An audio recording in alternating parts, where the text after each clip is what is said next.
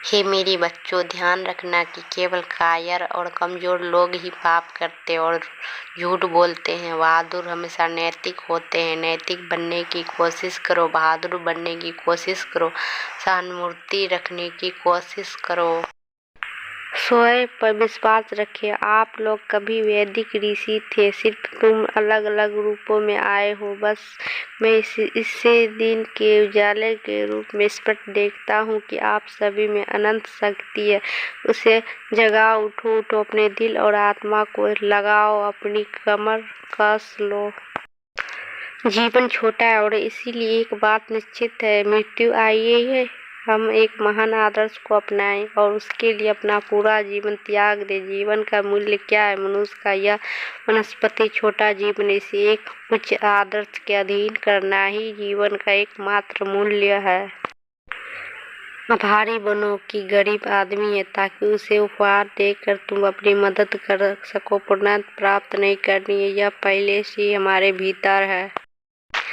हमारा कर्तव्य है कि प्रत्येक व्यक्ति को उसके अपने उत्तम विचार पर जीने के संघर्ष में प्रोत्साहित करें और साथ ही साथ आदर्श को सत्य के यथासंभव निकट बनाने का प्रयास करें। भारतीय पौराणिक कथाओं में चक्रों का एक सिद्धांत है कि सभी प्रगति तरंगों के रूप में होती है। मोक्ष या किसी अन्य पुरस्कार के लिए भगवान की पूजा करना भी उतना ही पतित है। प्यार को इनाम नहीं जानता। परमेश्वर को अपना प्रेम दो, परंतु उसके बदले प्रार्थना के द्वारा भी कुछ न मांगो। भारत में धर्म स्वतंत्रता में परिणत होता है। यह प्राण है जो गति रूप में प्रकट हो रहा है। आंतरिक और बाहरी प्रकृति मन और पदार्थ समय और स्थान में है और कार्य कारण के नियम से बंधे है। सभी वास्तविक प्रकृति धीमी होनी चाहिए। जैसा कारण है वैसा ही प्रभाव होगा। कारण कभी भी प्रभाव से अलग नहीं होता। प्रभाव होता है लेकिन कारण दूसरे रूप में पुनः उत्पन्न होता है। हिंदू सोच के अनुसार विवाह एक विशेषाधिकार के बजाय एक कर्तव्य है। जब तक देश और हिंसा और अहंकार प्रबल रहेगा तब तक कोई अच्छाई नहीं है। यदि स्वयं पर विश्वास अधिक व्यापक रूप से सिखाया और अभ्यास किया गया होता तो मुझे यकीन है कि हमारे पास मौजूद बुराइयों और दुखों का एक बहुत बड़ा हिस्सा गायब हो गया होता। भारत के नारी तत्व का आदर्श मातृत्व, माँ व अद्भुत निस्वार्थ सर्व दुख सदा क्षमा करने वाली माँ। इसीलिए मनुष्य वेदांत दर्शन के अनुसार ब्रह्मांड में सबसे महान प्राणी है। मेरा विश्वास युवा पीढ़ी आधुनिक पीढ़ी में उनमें से मेरे कार्यकर्ता आएंगे। वे शेरों की तरह सारी समस्या का समाधान निकालेंगे। कमजोरी का उपाय कमजोरी के बारे में सोचना नहीं है, बल्कि ताकत के बारे में सोचना है। अच्छा होना और अच्छा करना, यही सारा धर्म है। यदि आप सोच सकते हैं कि अनंत शक्ति, अनंत ज्ञान और अंतमय ऊर्जा आपके भीतर है और यदि आप उस शक्ति को बाहर ला सकते हैं तो आप भी मेरे जैसा बन सकते हैं। संगीत सर्वोच्च कला है और समझने वालों के लिए सर्वोच्च पूजा है। अगर आप माफ कर देते हैं और भूल जाते हैं तो सब कुछ खत्म हो जाता है। यदि उपनिषदों से बम की तरह निकलने वाला एक शब्द है जो अज्ञानता के लोगों पर बम की तरह फट रहा है तो वह शब्द निडरता है। विस्तार ही जीवन है, प्रेम विस्तार है, इसीलिए प्रेम ही जीवन का एकमात्र नियम।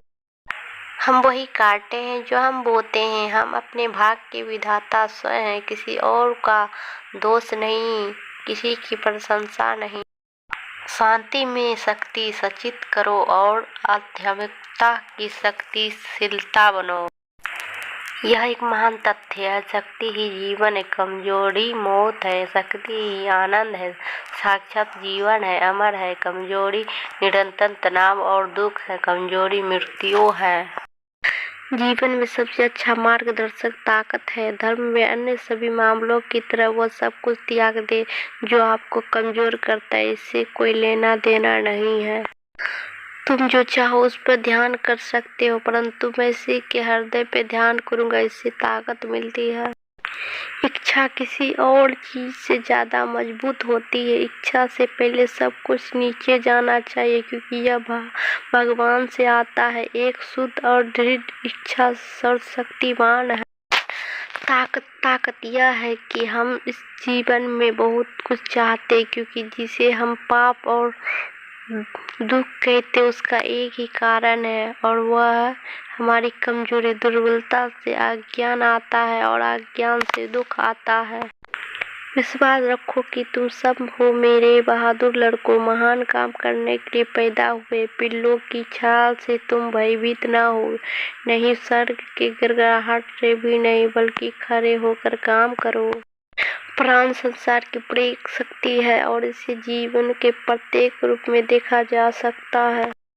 हमें काम में दिल और आत्मा और शरीर को डुबो देना चाहिए, और जब तक हम एक विचार और केवल एक के लिए सब कुछ त्यागने के लिए तैयार नहीं हो जाते, तब तक हम कभी प्रकाश नहीं देख पाएंगे।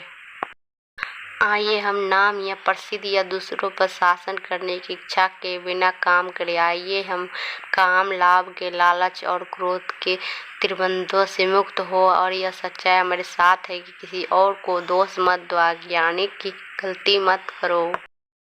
कमजोरी को कभी भी अपने दिमाग पर हावी ना होने दे। महावारी को याद करो और देवी माँ को याद करो, और आप देखेंगे कि सारी कमजोरी, सारी कायरता एक ही बार में गायब हो जाएगी।